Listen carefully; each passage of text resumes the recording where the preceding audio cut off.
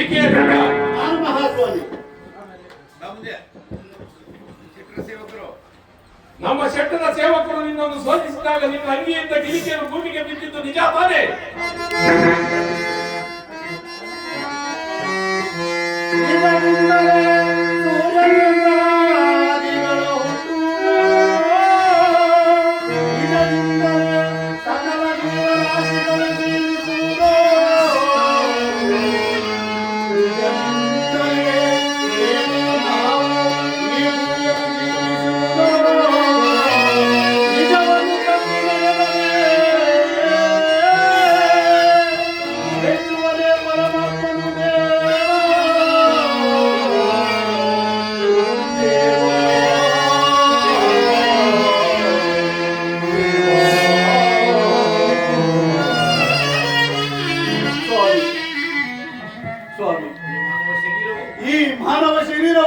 ಬಹಳ ಪವಿತ್ರವಾದುದು. ಸುಳ್ಳನ್ನು ಹೇಳಿ ನಮಗೆ ಲಾಭವೂ ಬರುವುದಿಲ್ಲ. ನನ್ನ ಹೆಂಡತಿ ಗಿರಿಕೆಯನ್ನು ಕದಿಯಲೂ ಇಲ್ಲ, ನನ್ನ ಕೈಗೆ ಕೊಡಲೂ ಇಲ್ಲ.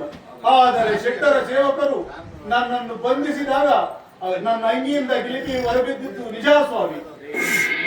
ಎಲ್ಲ ಈ ದೇಶಕ್ಕೆ ಕೇಳು, ಗಿಲಿಕೆಯು ನಿನ್ನ ಅಂಗಿಯಿಂದ ಬಿದ್ದಿತ್ತೆಂದು ನೀವೇ ಒಪ್ಪಿಕೊಂಡಿರುವಾಗ ವ್ಯವಹಾರದ ದೃಷ್ಟಿಯಿಂದ ನೀವಿಬ್ಬರ ಸಹಕಾರದಿಂದ ನಡೆದ ಕಳ್ಳತನ್ನು ಸಿಡುಪಟ್ಟಂತಾಯಿತು.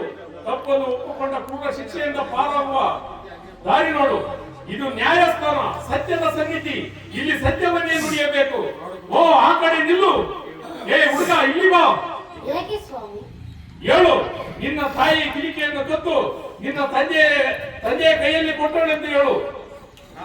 ನಾನು ನೋಡಿದ್ದೇನೆಂದು ಹೇಳು. ಇವರಿಗಾಗುವ ಭಯಾನಕ ಶಿಕ್ಷೆಯನ್ನು ತಪ್ಪಿಸು. ಹಾಗೆ ಹೇಳಿದರೆ ನನ್ನ ನಾಲಿಗೆ ಕೊಲೆಯಾಗುವುದು ಸ್ವಾಮಿ. ಸುಳ್ಳಿಗಿಂತಲೂ ಅಧಿಕವಾದ ಪಾಪವಿರುವುದೇ. ಈ ದೇಹದ ಗತಿಯು ಮುಗಿದ ಮೇಲೆ ಉಳಿಯುವುದು ಸತ್ಕೀರ್ತಿ, ದುಷ್ಕೀರ್ತಿ ಇವೆರಡೇ ಸ್ವಾಮಿ. ಓ, ನಿಲ್ಲು ಆ ಕಡೆಗೆ. ಎಲ್ಲವೂ ದೇಶಕರೇ, ಕಳ್ಳತನ ತಪ್ಪಿಗೆ ಒಪ್ಪಿಕೊಳ್ಳುವೆಯಾ ಸ್ವಾಮಿ? ಕಳ್ಳತನದ ಬಳಿಯೂ ಸಿಕ್ಕಿರುವುದೇನಿದೆ ಅಂದ ಮೇಲೆ ಒಪ್ಪಿಕೊಳ್ಳದಿದ್ದರೆ ತಿರುವುದೇ ಸ್ವಾಮಿ. ಒಪ್ಪಿಕೊಳ್ಳೋನು ಸ್ವಾಮಿ. ಮಹಾಮಂತ್ರಿ, ಕಳ್ಳತನ ಮಾಡಿದ ಈ ದಾಸಿಯ ನಾಲಿಗೆಯನ್ನು ಸೀಳು.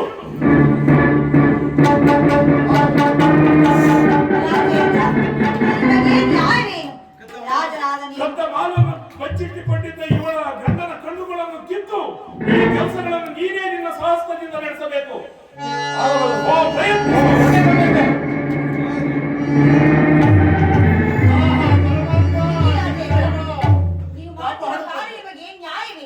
ಈ ರೀತಿ ಮಾತನಾಡುವುದು ನಿಮಗೆ ನೀತಿ ಅಲ್ಲ. ನೀತಿಯ ಮೇರೆಸಿ ನ್ಯಾಯವ ನುಡಿಸಿ